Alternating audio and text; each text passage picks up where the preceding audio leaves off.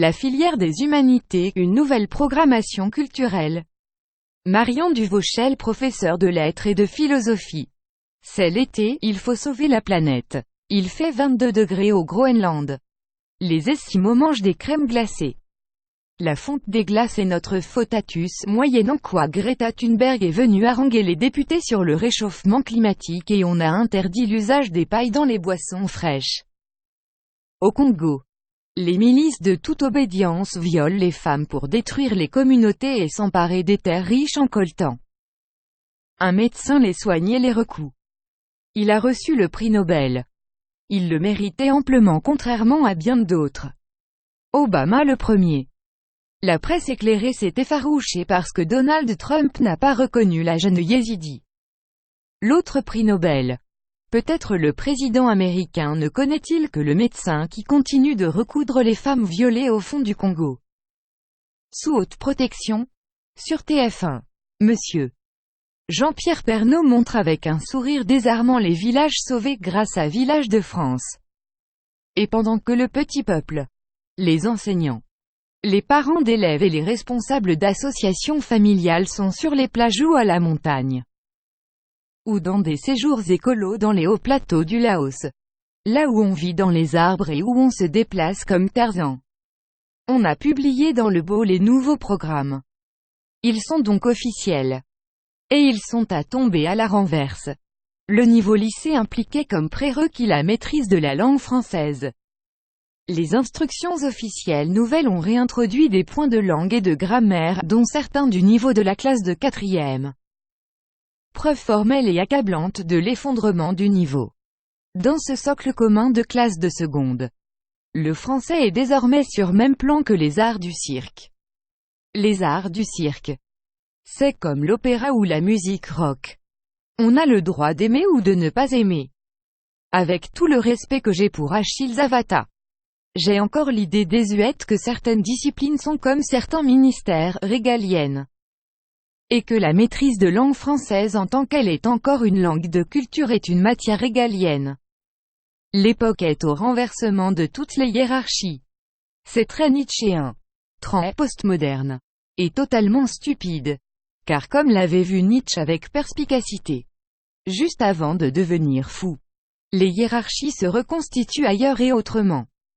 Le plus souvent avec encore plus de férocité. Comme les périodes de terreur nous en fournissent la preuve désolante et sanglante. En classe de première et de terminale. Les humanités constituent donc une des spécialités désormais proposées aux lycéens et elles remplacent la filière L.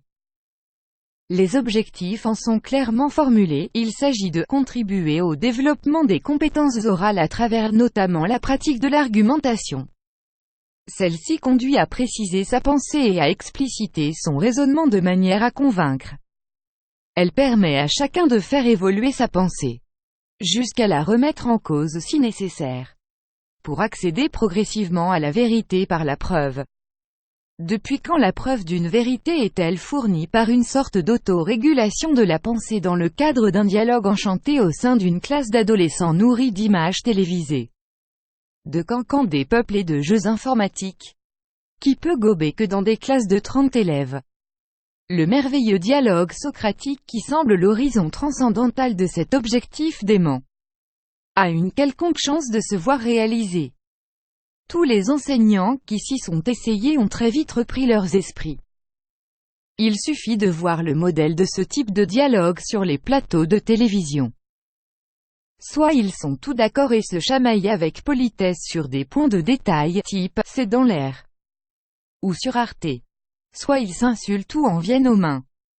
Quant à celui qui a en charge la régulation et la distribution de la parole, l'usage de couper la parole avec grossièreté est devenu une coutume de cette presse qui a fait de l'absence de courtoisie une sorte de loi du journalisme. Si on ne l'a pas compris, je le dis, la filière ou spécialité humanité est un cadre destiné à la rééducation des esprits récalcitrants ou déviants par rapport aux normes toutes puissantes et aux dogmes nouveaux de la République laïque. L'analyse des contenus proposés suffit à s'en convaincre. Ils se répartissent en 4 semestres, chacun centré sur une grande thématique. En classe de première, Au premier semestre. Ce sont les pouvoirs de la parole, période de référence de l'Antiquité à l'âge classique. La sèche phraséologie blancarienne propose quelques développements, l'art de la parole, les arts et les techniques qui visent à la maîtrise de la parole publique dans des contextes variés, notamment judiciaires et politiques, artistiques et intellectuels. L'autorité de la parole, les formes de pouvoir et d'autorité associées à la parole sous ses formes diverses. Les séductions de la parole, la variété de ses effets, persuader, plaire et émouvoir. C'est réduire la parole humaine à sa seule dimension pragmatique et instrumentale. Et donc en dénaturer le sens et en faire de la poussière. Toute l'histoire de la parole poétique rappelle l'interrogation profonde des sociétés sur la nature de la parole et du langage. La philosophie antique manifeste la plus grande prudence, la plus grande réserve et des réticences plus profondes encore envers la dialectique et la sophistique, que d'ailleurs elle distingue avec soin. La philosophie moderne a même inventé un mot nouveau pour désigner un aspect inhabituel de la parole argumentative, la phraséologie. Ce vocabulaire qu'emploient tous les idéologues et qui convient à la prose journalistique. Question qui paraîtra anecdotique à tous ceux qui ne sont pas enseignants, comment la philosophie et la littérature vont-elles se partager ce programme édifiant? Ces thématiques du premier semestre sont destinées à rééduquer tous ceux qui pensent ou croient encore que l'homme est un être de parole. Tous ceux qui croient que la parole n'est pas d'abord destinée à séduire ou à persuader mais qu'elle guérit, console, soulage, expose avec clarté, garantit la communication des esprits, met la clarté du formalisme dans le monde informe de nos sentiments. En bref, qu'elle n'est pas que l'instrument de l'interminable bavardage télévisuel ou radiophonique. Et surtout qu'elle nous fait naître à notre spécificité humaine.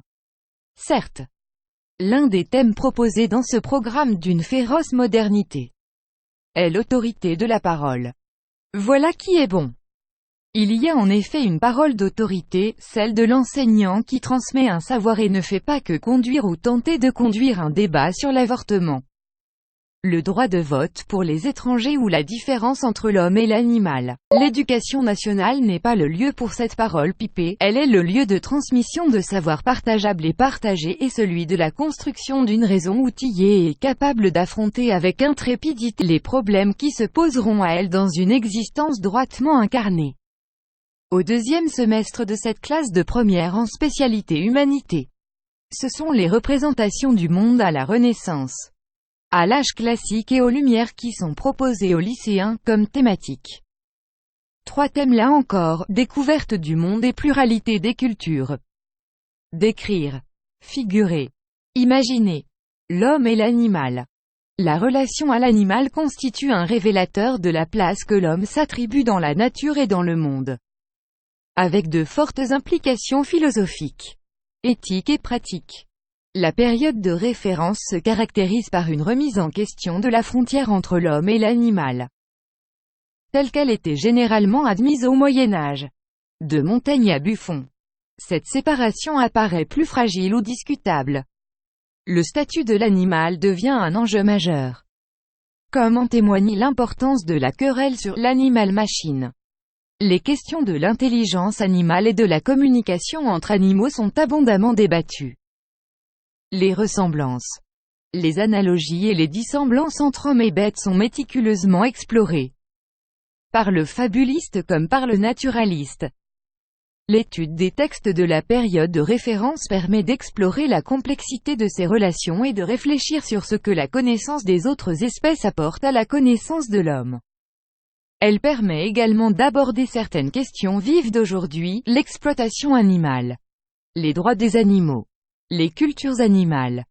Ce programme répercuté renforce le préjugé qui veut que l'on ait découvert la pluralité des cultures à la Renaissance et que le Moyen-Âge chrétien ignorait tout de la culture du voisin ou du lointain. Mais plus encore, il est faux. Le statut de l'animal est loin d'être un enjeu majeur au XVIIe siècle. Quelques pages de Montaigne sur les animaux. Un texte de Descartes dont les manuels scolaires ont fait un texte d'anthologie, ne sont pas suffisants. Quiconque a lu avec soin les fables de La Fontaine sait qu'il peut utiliser un animal dans le sens qui lui agrée, il a la liberté du fabuliste et il ne prétend pas décrire le monde animal, mais éclairer le monde humain en exploitant le monde animal. La connaissance des autres espèces peut nous éclairer sur l'espèce humaine, mais elles ne disent rien de ce qui est spécifique à l'homme, la nature humaine. Depuis quelques décennies, la philosophie a découvert l'historicité. La philosophie a interrogé la question de la différence entre le genre humain, qui implique la nature humaine, et les espèces animales. Elle n'a pas résolu la question. Il serait juste et bon de la laisser ouverte. Et de ce fait, de laisser aux lycéens la liberté de croire ou de ne pas croire les dogmes du darwinisme devenu dogme occidental. Car dans toutes les sociétés qui n'ont pas perdu la tête comme les nôtres, on aime bien les animaux. On ne les torture pas inutilement. On leur tord le cou quand ce sont des poulets et on les mange sans faire tout un foin. En terminale, au premier semestre, c'est la recherche de soi, du romantisme au XXe siècle, qui va occuper les esprits. Selon 3 thèmes, éducation, transmission et émancipation. Les expressions de la sensibilité. Les métamorphoses du moi. Comme le programme ne sera mis en place qu'en 2020. On ne dispose pas des développements et de la bibliographie proposée. Elle n'est pas prescriptive. Mais vu le peu de temps laissé aux enseignants pour la préparation, cela revient à la rendre prescriptive. Les anciens n'éprouvaient pas comme l'homme moderne un narcissisme exacerbé. Ils regardaient le monde, les poètes cherchaient à en révéler et à en exprimer la beauté. Les scientifiques cherchaient à en révéler les lois. La recherche de soi est une aventure spécifiquement moderne. Et elle a conduit à l'enfermement dans toutes les narcissiques quêtes mémorielles, vaines autant qu'insensées. Comme l'avait vu Nietzsche, la mémoire est aussi une faculté d'oubli. Elle trie ce qui est digne, ce qui ne mérite pas d'être retenu, ce qui encombre inutilement. L'activité mémorielle déployée par nos sociétés ne fait que cacher leur vide sidéral et leur fastueuse démagogie. Au deuxième semestre, on attaque la notion d'humanité, avec pour période de référence les 20e et 21e siècles. 3 thèmes là encore car on reste hegelien dans l'âme, création, continuité et rupture, histoire et violence, l'humain et ses limites. Réfléchissons. Pour qu'il y ait continuité et rupture, il faut un petit plus que 2 siècles. Il faut ce que Braudel appelle l'histoire de la longue durée. Celle que ce programme évacue tout simplement. Il est absurde autant que contradictoire de prétendre aborder la création de cette idée d'humanité en se tenant à la seule période contemporaine. Car l'idée de nature humaine n'est pas née n'importe où. Elle est née avec le judaïsme et le christianisme. Comme l'a joliment rappelé Claude Lévi-Strauss. Elle vient d'un texte révélé, l'Ancien Testament dont le christianisme a été l'héritier. Les limites de l'humain. On les voit venir, le réchauffement climatique. Les poulets en plein air. J'imagine avec une joie un petit peu maligne un enseignant qui montrerait un reportage sur la manière dont on saignait le cochon autrefois dans les campagnes. Aujourd'hui pareille expérience pédagogique le mettrait en danger mortel. Devant l'administration. Comment réintroduire dans ce cadre nouveau d'une affligeante pauvreté toute la richesse notionnelle de l'interrogation philosophique, la question de l'existence et de la mort, celle de l'histoire, ou la nature humaine? Qu'est-ce que c'est que l'homme? Qu'est-ce que c'est que d'être homme? Comment s'est élaborée la notion de personne au long de notre histoire occidentale? Tout cela disparaît dans le naufrage général d'un programme de philosophie qui présentait cohérence et rationalité, et offrait encore de larges marges de manœuvre pour enseigner véritablement. Cette culture humaniste ressemble à ces modules organisés dans les écoles d'ingénieurs ou de commerce, sur la base de quelques thèmes bricolés dans des conditions pratiques improbables, la hâte, la précipitation, l'improvisation, et sans doute l'exaspération.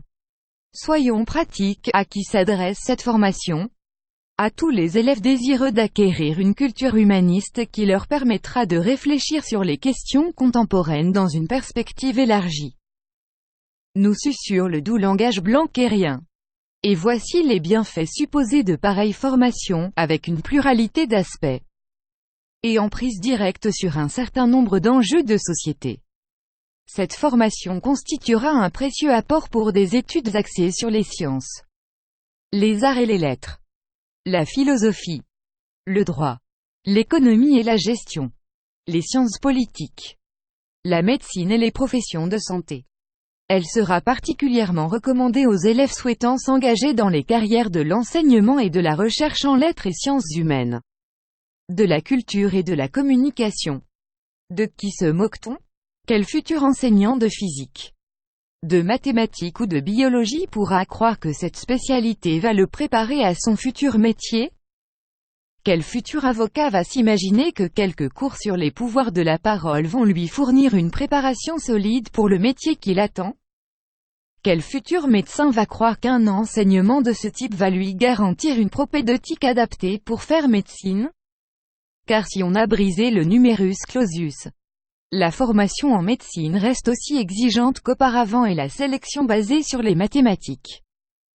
Quel jeune rêvant de devenir vétérinaire va imaginer que le thème de l'homme et l'animal en terminale va le préparer à accoucher des vaches ou à soigner des chiens, des chats ou des poulets? Quel futur enseignant de philosophie peut croire qu'il va s'initier ainsi à une matière exigeante et souvent mal comprise, réduite à quelques thématiques confuses et disparates? Quel lycéen a déjà prévu à 16 ans de faire de la recherche en littérature ou en sciences humaines? À qui s'adresse cette spécialité? En vrai? En vrai, c'est la filière parfaite pour les futurs journalistes. Elle les prépare à leur futur métier, la propagande d'État. C'est aussi la filière parfaite pour les futurs animateurs de shows télévisés. Pour les hordes de sociologues, de psychologues et de politologues dont de bons tiers sont inscrits au Pôle emploi s'ils n'ont pas fait Sciences Po. C'est sans aucun doute la formation idéale pour la filière SMS, sciences médico-sociales, pour ceux qui vont s'occuper des vieillards. Pour les futures assistantes sociales qui vont affronter les migrants, les femmes battues, les alcooliques, et toute l'immense détresse largement fabriquée par une société qui se défait, et dont la matrice chrétienne et l'anthropologie qui la sous-tendait est démolie.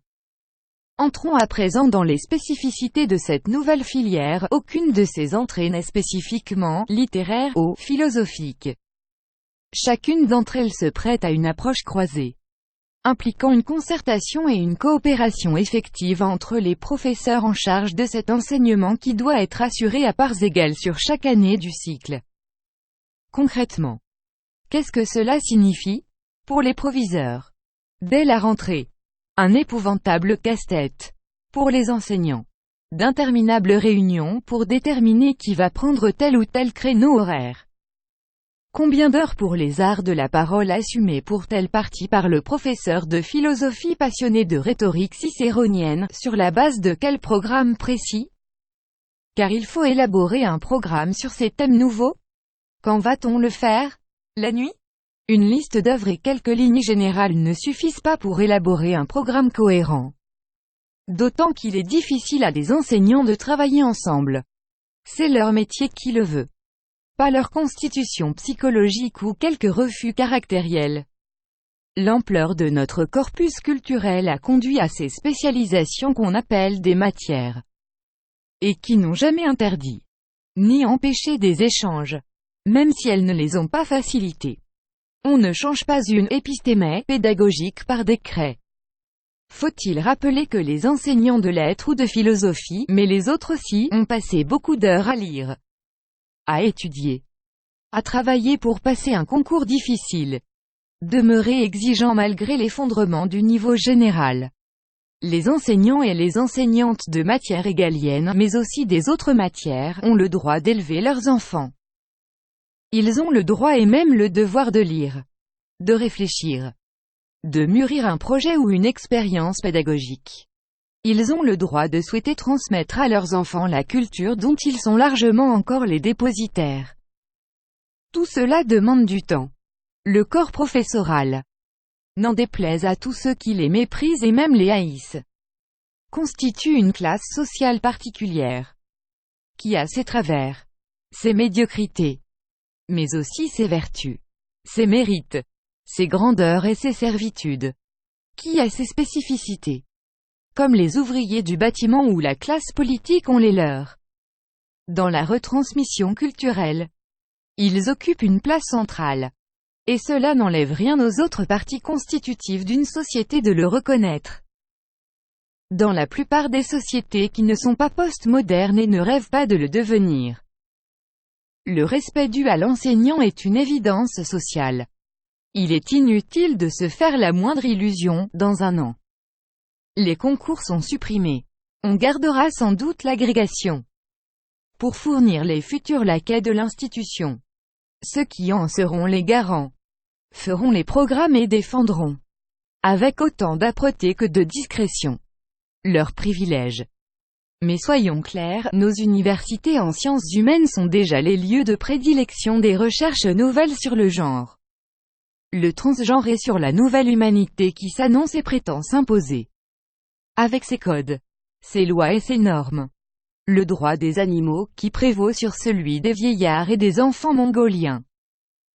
Et les lycéens de la filière « Humanité », dûment formés au cours de ces 2 années de la nouvelle propédeutique, entreront dans les universités de sciences humaines résolument préparés à écrire des masters sur les droits des animaux ou des thèses sur les devoirs des politiques postmodernes envers les communautés de toute obédience. La filière Humanité est une entreprise de rééducation des esprits. Elle est destinée à reprogrammer la culture et la pensée de demain, celle de la République postmoderne. De ses fantasmes et de ses impuissances. De ses cultes du moi et de ses fictions fantasmatiques. C'est une pensée de nuque et une épistémée châtrée, de la mémoire culturelle de la France. De sa langue en tant que langue de culture. De sa longue histoire religieuse et du socle anthropologique et religieux qu'il a porté et formé. Un socle chrétien qui naît au IIe siècle. Traverse 10 siècles d'un Moyen-Âge parcouru de courants profonds et continus. Et jusqu'à une Renaissance qui vint des Grecs de Byzance. Lorsque Mahomet II conquit Constantinople. Surtout, cette nouvelle épistémée veut reprogrammer les esprits pour les convaincre que la nature humaine n'a aucune spécificité. Que nous sommes des animaux comme les autres et le bien-être animal vaut largement l'existence des enfants soudanais ou des chrétiens d'Orient qu'on assassine. L'épistémée nouvelle qu'on entend bien imposer à notre jeunesse dispose d'un nouveau cadre. Plus performant encore s'il est possible. Pour soutenir l'humanité nouvelle qui entend bien se faire tout en tous et gouverner le monde.